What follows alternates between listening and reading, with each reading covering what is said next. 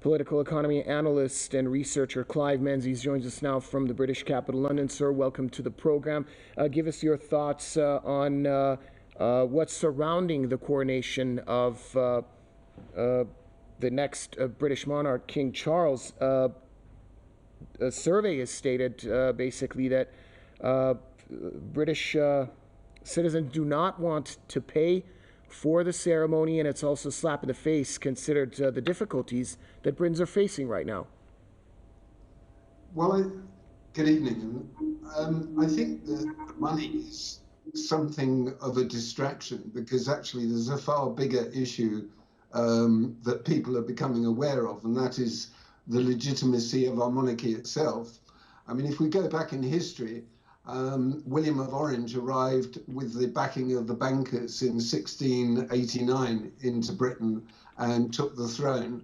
And the Bank of England was established in 1694. And we've been effectively, our institutions are under the control of those who control money.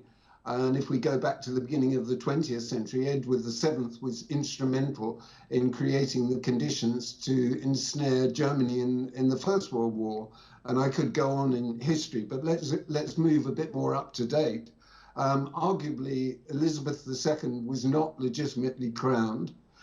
She signed her oath above the oath itself, so at the top of the page instead of the bottom, making the oath irrelevant.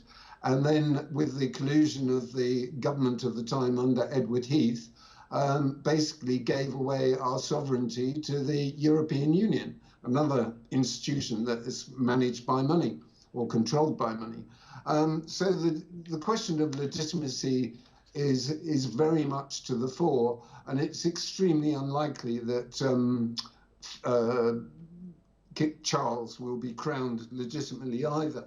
The money, yes, okay, people can argue about, who should pay for this, but when you look at the amount of money that has been splurged over the last 3 years on the COVID scam, so something like 38 billion on a track and trace system that was of no value, billions worth of pharmaceuticals that have been destroyed, all the PPE, the money, yes, okay, I can see that as being a lightning rod for anger, but it's not really the issue. I think people are awakening to the fact that our monarchy is a very corrupt, greedy, petulant institution.